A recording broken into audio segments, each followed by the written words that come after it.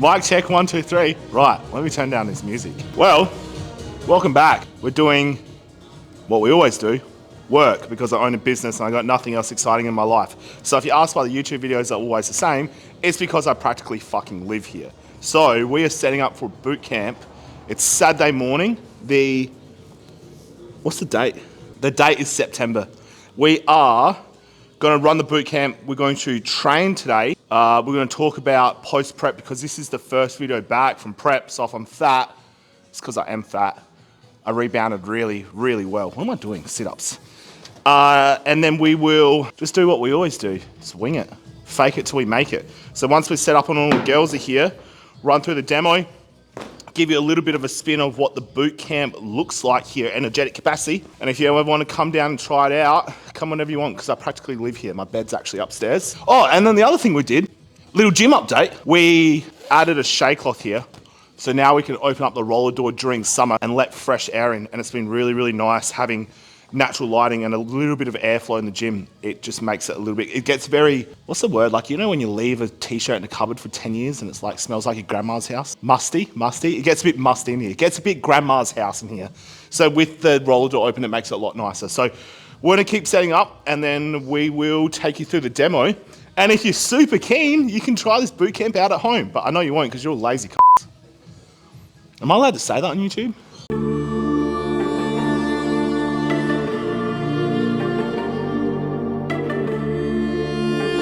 Is this going in my YouTube video?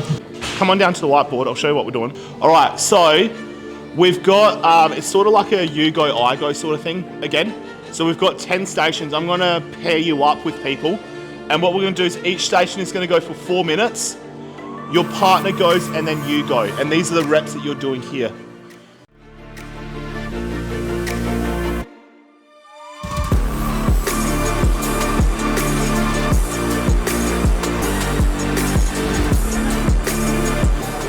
Seconds and we're on. Let's get ready to go.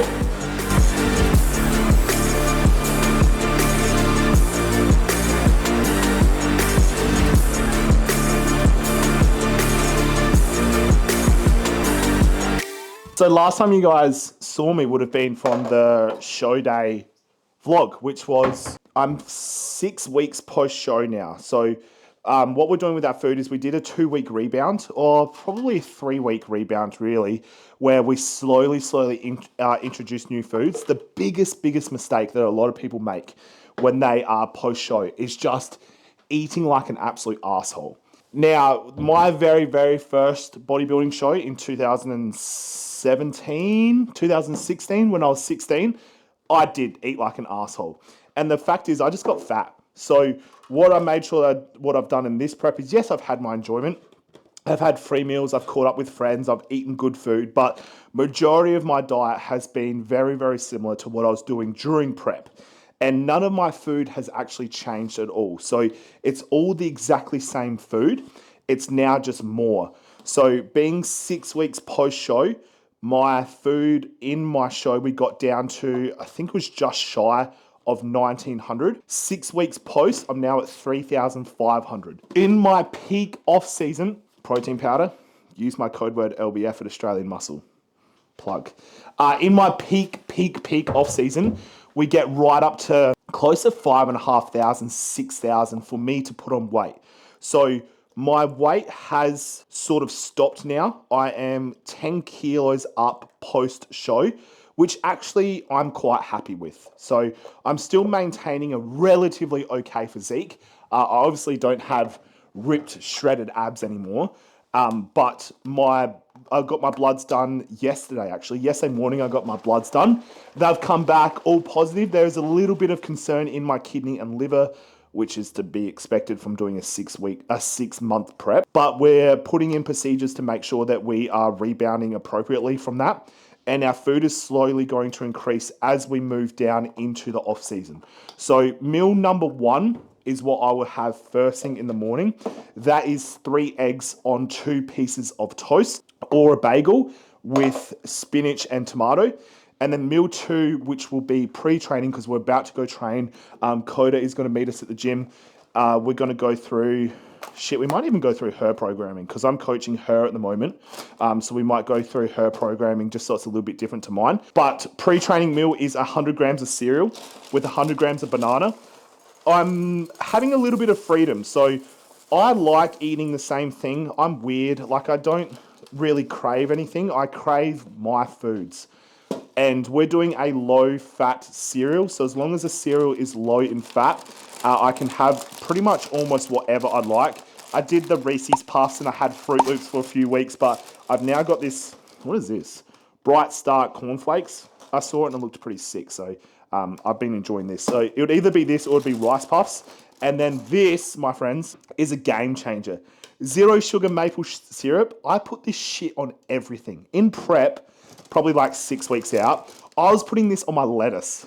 That's how fucking hungry I was. So I'd have my chicken, I'd have my rice, I'd put iceberg lettuce on top of my meal, and then I'd put a layer of maple syrup on top of the lettuce. That's when you know that you're dieting. When you start putting zero sugar maple syrup on lettuce, that's when you've hit rock bottom. So we're gonna eat this. I usually do it about, now that I'm getting deeper into my off season, I'd like to have this at least an hour before, because I remember last year, this is only 100 grams of cereal.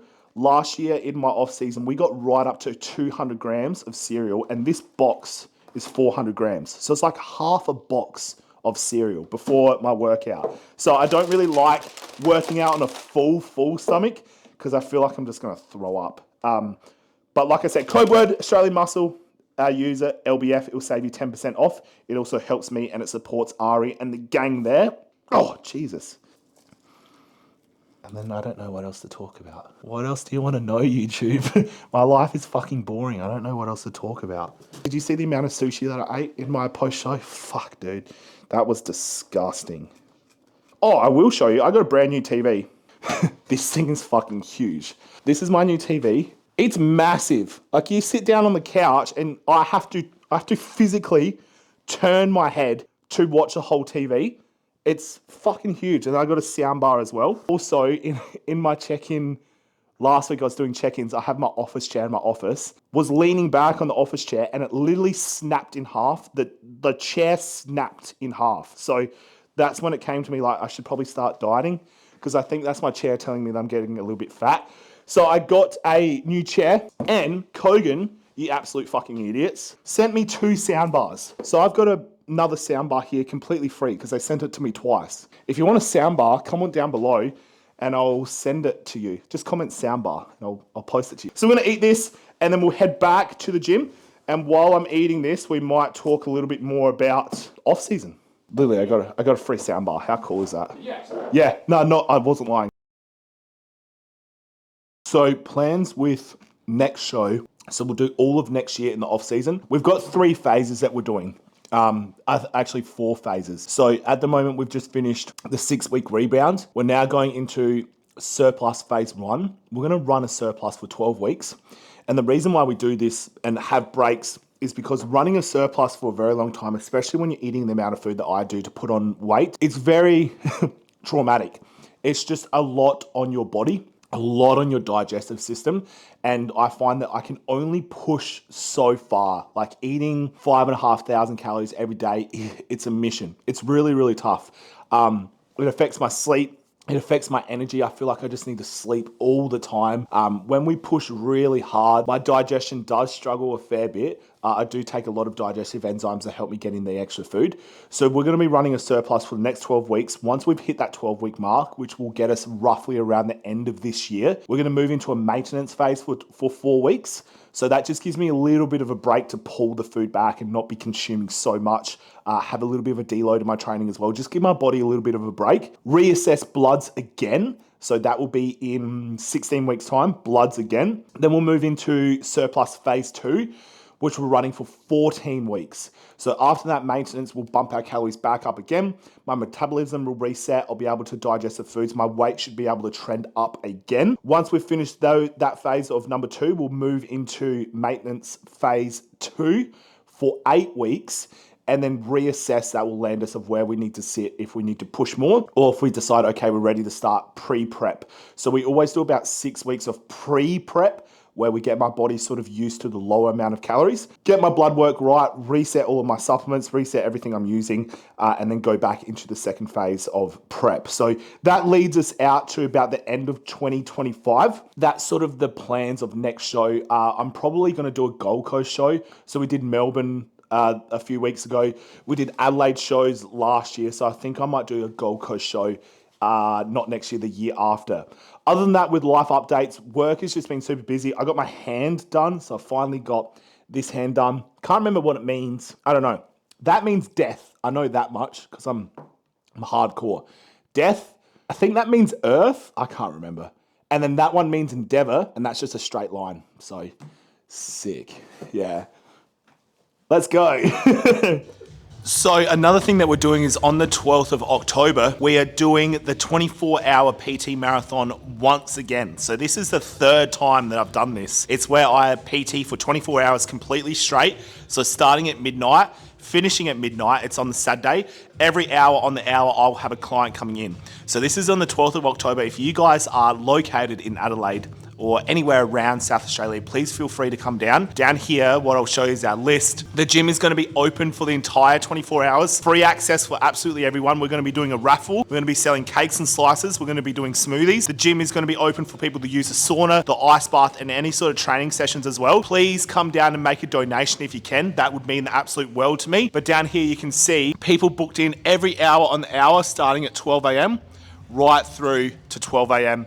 the next day. So I'm going to be training people for 24 hours straight. If you'd like to come down, it's our energetic capacity here on the 12th of October. Make sure you wear something purple if you do. And I'm asking people for any sort of donations. So if you're located in Australia, well, yeah, that'd be a good start. If you're located in Adelaide and you would like to make a donation to my raffle, that would mean the world to me. I'm thinking anything you like. Last year we had headphones, we had shampoo products, we had hand creams, we had candles, we had diffusers, t-shirts, vouchers. Somebody donated a barbecue. There was heaps of different things that we were donated for the raffle. So if you guys are happy to donate anything, please message me. It would mean the world to me. Otherwise, if you want to come down 12th of October, wear something purple, and a donation would mean the world to me. All profits are going to Cancer Council. We're raising money for my Relay for Life team, and we're trying to hit 5,000. So that'd be awesome if you guys could come down and check it out. All right, so we're going to fuck around with some Cross-Eyed, probably my favorite pre-workout at the moment. I say that about all pre-workouts. So at every YouTube video, I'm like, this is my favorite pre-workout, but this one's actually the OG. So I'm no bitch. One serve is one scoop. I do two. So I've got the peach rings flavor. It's really, really good. I love this pre-workout. It gives you the most insane face tingles you'll ever get from the beta-alanine in it. I think it's 3.2 grams per serve. It's 4.2 grams of beta-alanine per serve. That is fucking ridiculous. So I'm going to take this, code word LBF at Australian Muscle. Support me as always. The other two supplements that I've been cycling for a week now is NAC and Tudka. Two very, very good supplements to help with digestion, general health, and also cortisol management as well. So I've been taking both of these, 1 pill per day. It's completely natural. They're not drugs. Again, you can get them from Australian Muscle, but especially Tudka, I find that this has been really, really good for everything, to be honest. I've just felt really good on it, and I haven't really noticed too many side effects from NAC yet, only because I've been taking it for, it's only been a week, so I haven't really noticed any sort of effects as of yet, but I will keep you guys updated when I start to feel like a superhuman. Because 3 days deep of no Monster energy drinks, I feel fucking terrible. How the fuck? See, if I had Australian Muscle Shaker, this wouldn't be happening. We can look at you posing now quickly if you want. So you push your hand into your hip as if you're doing a chest press, because then that's going to bring this out here. Even though we don't really want striations in your chest as a bikini girl, so if you can try your best to keep your, because we'll mark you down for this. So we don't want to see striation in your chest, because we don't want you too shredded, yeah? And we don't want to see veins either. So Sam knows what to do, but if you're getting too vascular, you need, I feel like a fucking idiot with these on. Which one is it, this one? If you get too vascular, we're going to mark you down for that, yeah? So do a quarter turn again. When you're doing your turns, that's when you breathe, that's when you relax. Do that again, start again. So I want to see that tricep. So when you do your quarter turn, Arm down, squeeze, lock out your elbow and try and squeeze this. See the lines that came out here in your tricep? And then this is when you breathe, this is when you relax, and then go into your next turn.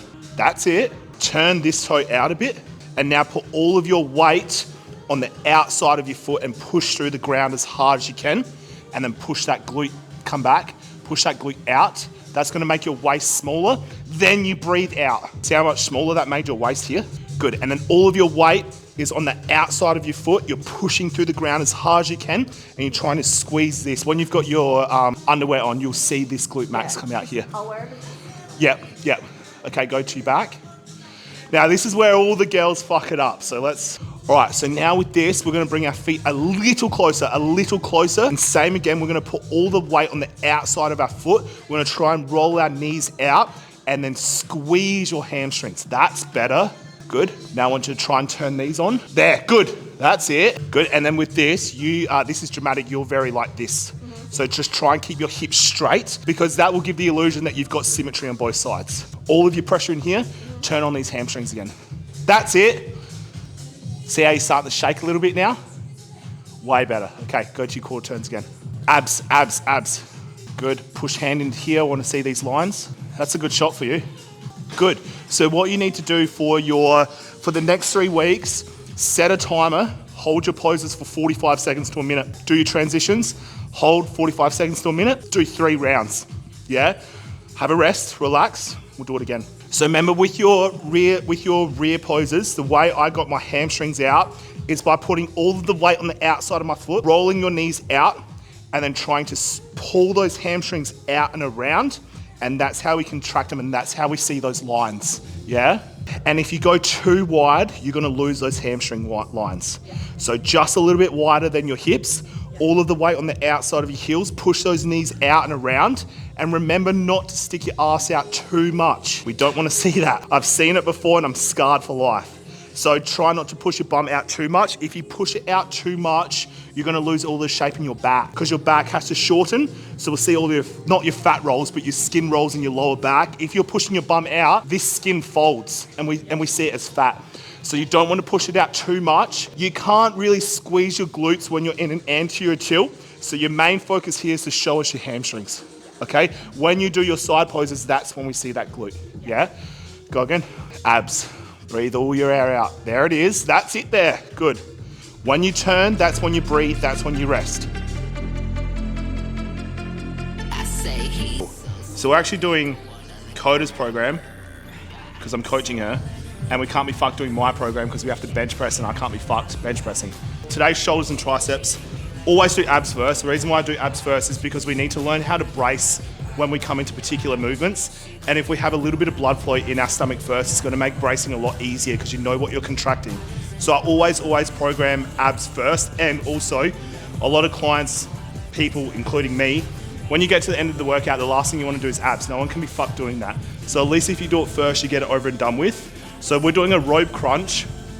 I like to do the rope crunches heavier. The reason why we're doing it heavier is because it's a counterweight. So as you come down into a crunch, you actually need a load to pull you back up. So you want to make sure that you're not doing this too light, because if you do load this very, very lightly, coming down is easy, but coming up is almost impossible. So coming, like I'm literally gonna fall over. So you want to load quite heavy, so then you've actually got weight to pull you back up. Essentially, a form is just like a reverse curl-up crunch. So your elbows are stuck in the same place, head near your temples, and it's a reverse curl-up crunch. Curling our spine, getting flexion in our spine, breathing all of your air out at the bottom, and keeping your hips still. We're focusing on spine extension and spine flexion. I got no idea how many reps that is. How many are we doing? 12 to 15. That will do. I did them wrong last time. You have to help me. Were you not just listening to the whole demo I just gave? Move back a bit. So come down, we're holding the rope at our head. So remember, our arms don't move from here. Oh, great, okay. And then from here, you're just pretending you're doing a sit-up in reverse. So curl down with your spine, and then back up, your hands don't move. Fuck? Yeah, that's it. Remember, hips stay still, arch our back, and now round our back and pretend you're doing a sit-up. What? Yeah, that's it. Yep, and just remember to breathe.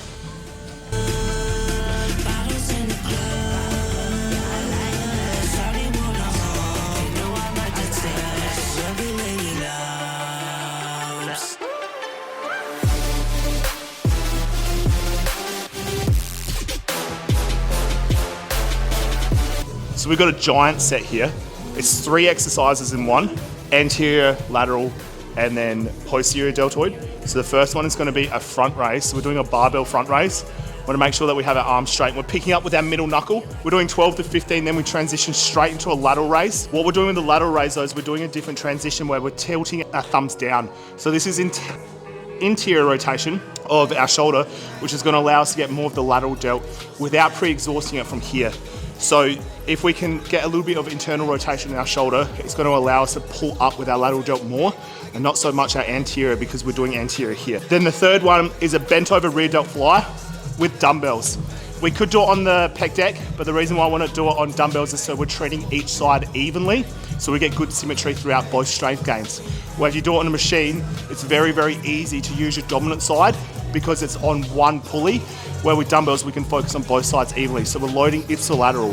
3 sets, 3 exercises back to back without any rest. It's pretty rough. Great. Well, your facial expression just said it all. Straight into a lateral raise.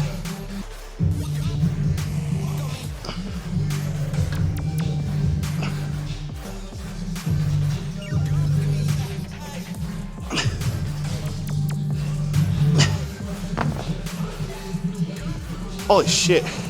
Just getting all 3 delts. Anterior, lateral, and then posterior.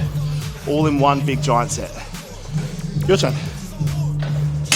Do you want to warm up first? Because that kind of hurt. I do want to warm up. What Do a 3 kilo front raise. Do 10 reps. Into a lateral raise straight away, 10 reps. And then you'll be fine.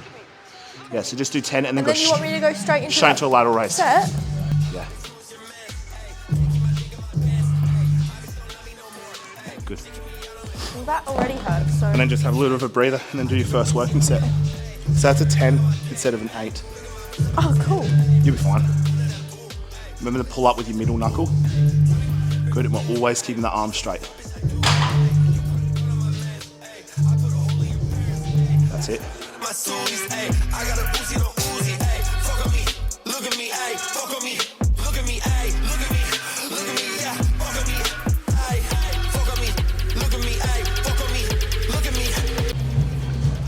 So next on the agenda, we got cable upright rows. So basically what I'm trying to get with Coda's programming is a little bit more of a roundness in the shoulders. So it sort of matches the symmetry on each side. It's very similar to sort of what I'm doing in my training program. We do have tempo now.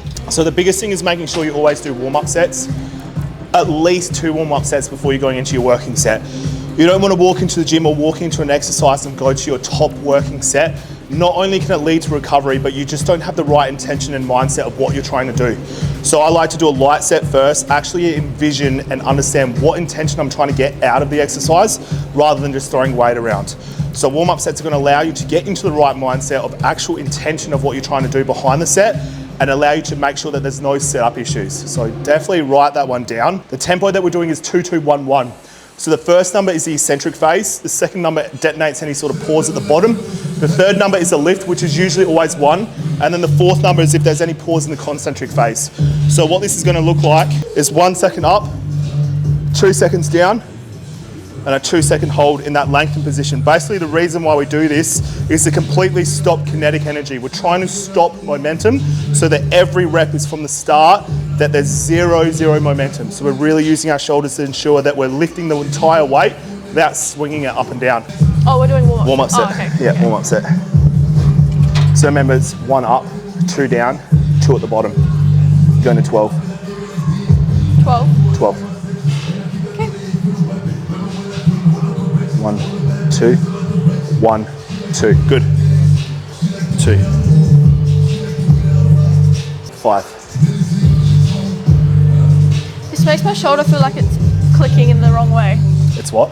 Like clicking in the wrong way. Where? This shoulder. In the front or the back? The front. Do a warm-up set first. See if it frees up a bit. It Make just sure that you're fucking picking up with your elbow, not your hand. Try your grip a little bit wider.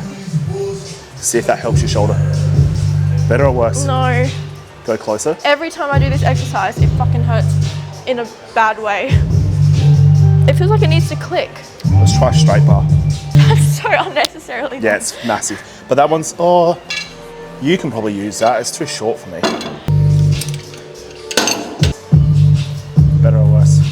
still there, but it's better. So when you do upright rows, from now on, just use a straight bar. Yeah.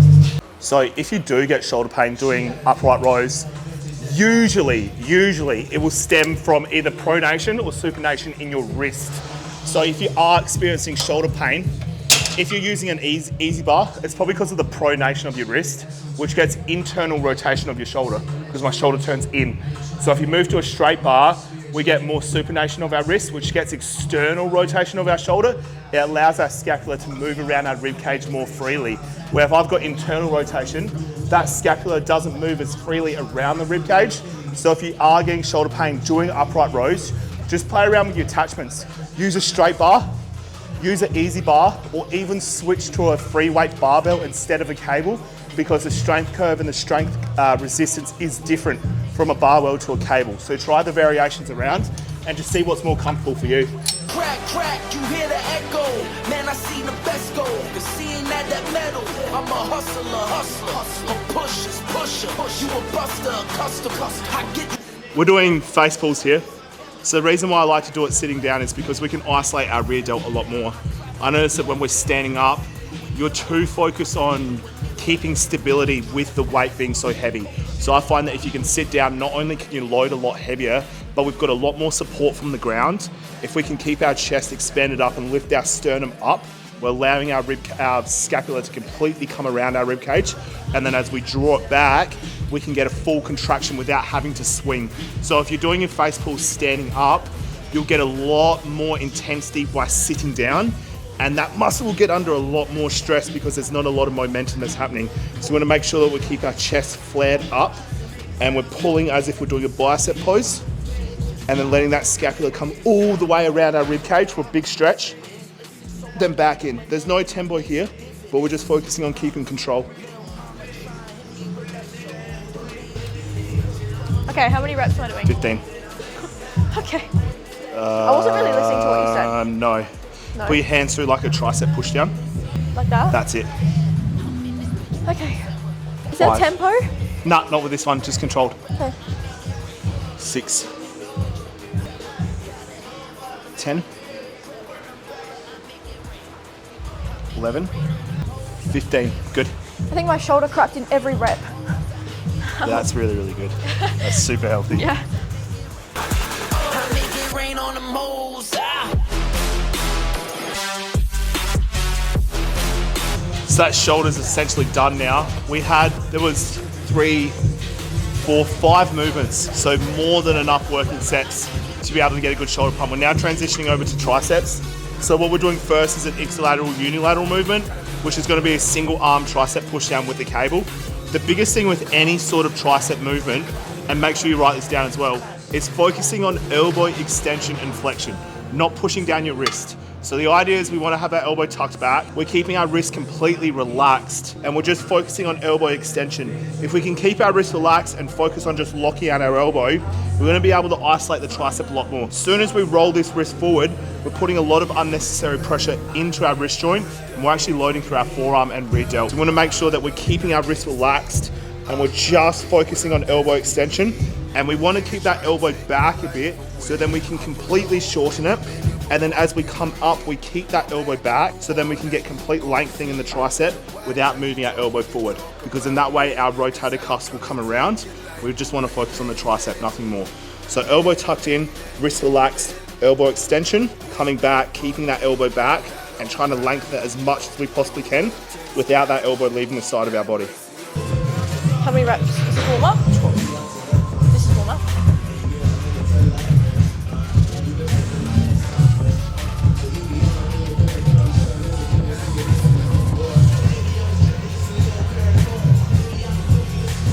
These are getting better.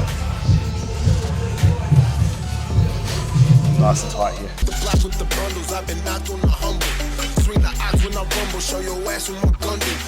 Okay, we're moving to, so we just finished single arm push downs. We're moving to a straight bar push down. It's exactly the same form. We now have pronation of our wrist. So our wrist is now pronated and it's very similar form. So we're keeping, fucking hell.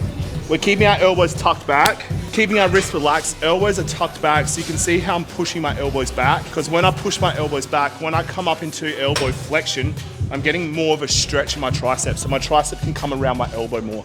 So as you're coming in, lean forward, bring your elbows back, push down into full extension, and as you come up, keep your elbows back so then you can get a full stretch in your tricep. Keeping your wrists relaxed, because the only thing that we're focusing on, sorry, this is heavy, is elbow extension. And we do have tempo here. So it's a 2-second eccentric, a 2-second hold at the top, and then back down. 1, 2, 1, 2, 1, 2. Oh, you put them way too tight. I can't feel my fingers. These are blood restriction cuffs. So the idea behind these is to strangle your muscle. Sounds really good. Does it make the muscle fatigue quicker? Makes the muscle make it harder? Like, yeah, way harder. Do you want to try it? No, not really. Makes you jacked. A little pump. Yeah, temporarily. Yeah, it's a 5-minute pump. And try to get blood flow back to my fingers. Okay, this is the last movement for today. So this is an overhead extension. So we're working the tricep in the shortened range, medium range, and the lengthened range. We're focusing on a lengthened range in this movement. So what we're gonna do is we're gonna first of all make sure that the cable is set up at about our head height. I like to use an extra long rope. It just allows me to get a little bit more elbow extension a lot easier. So I do the first handles. We're putting over our head into a lunge position. Fucking hell. That's the weight I usually do. Once you get into your lunge position, head down, elbows up, and we're focusing on just locking out our elbows, keeping our wrists relaxed still. Do I need that? Oh, fuck me. Hey! I thought you could hurt me there. Okay, how many reps? I did 15. I don't know how many we're supposed to be doing. 12 to 15. Yeah. Elbows in. It hurts my legs. Head down. Good. Remember, this doesn't move, okay? Is there tempo? No, not with this one. 8's good. 9, keep your core on, that's why you lost your balance. It's all 10, you. 2 more. The hook up and there's really no limit, no limit. Dead brokers in you rappers DNA. Ricky Smiler's indicator with the A. Motherfucker, just another state case. Bury my motherfucker Chase Banks. I'm the Right, we just wrapped up shoulders and triceps. So usually, that's not my workout, it's her workout. I will usually do shoulders, biceps, and triceps. So now I've got to coach one more client at 1 o'clock, and then we're gonna do some more really real stuff. And that's pretty much it for the day, and you gotta go to work. And what are you doing? You're just training.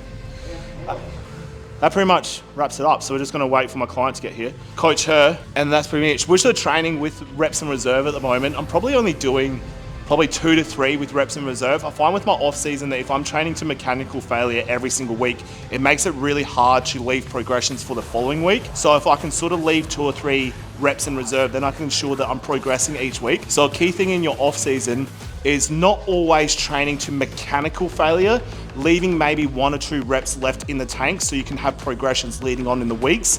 Otherwise, if you progress way too quickly, you're gonna have to change your programming to ensure that you are getting progressions each week. So that's what's worked for me, is just leaving a few reps left in reserve so then I can ensure that I'm progressing each Is that what week. you're making me do? No, you're training to failure. I was going to say, I'm fucking not training you. to failure Yeah, by the no, looks you're of it. training to failure. Okay. But you're not really in your, I guess you're in your off season. When are you competing? Never. There you I'm go. not going to compete. That's all, folks. So we just got back from 4 days of work. I'm gonna cook myself meal number 3. Usually I'm supposed to have post-workout cereal, but because it's been a long time since we worked out, because Sean and I did some other stuff, I'm just gonna prepare my chicken. Now, this is the easiest way to prepare chicken. No dishes. Disposable tin, spray, that's it. Just a little spray. Get your chicken from a butcher. So I've got 2 breasts here. Plonk it on your tray. Now, if I was in prep, I would clean up the chicken a little bit. Depends how bad it is. Sometimes you can get chicken that's a little bit gross, like, I'm just gonna clean this up a little bit. So all this white stuff I usually cut off. It's just the skin. I don't actually like it, and it also looks a little bit gross, so it puts me off. So I like to just tidy up a little bit. If I was in prep, I would really be super, super anal about it. But now that I'm not, it doesn't really bother me too much. That's not too bad. So 2 breasts, full. I don't cut them at all. Get your seasoning. I'm using this is unreal, double garlic butter. It's fucking sensational. It makes dry chicken taste unreal. So I coat both sides generously, don't be boring. Tap it down, flip it over, coat it again, and then that's it. Now what I'm gonna do is I've got my oven on for 180 degrees. Depending on the size of the breasts, all you're gonna do is put it in the oven, 12 minutes. When the 12 minutes comes, flip them over, put it in for another 12 minutes, and you're done. It is literally that simple. Then when I meal prep and like when I put them in containers, what I do is I just get a pair of kitchen scissors that look like this. I grab the breast and just cut it up. No dishes, nothing. All I gotta do is wash my hands and I'm done.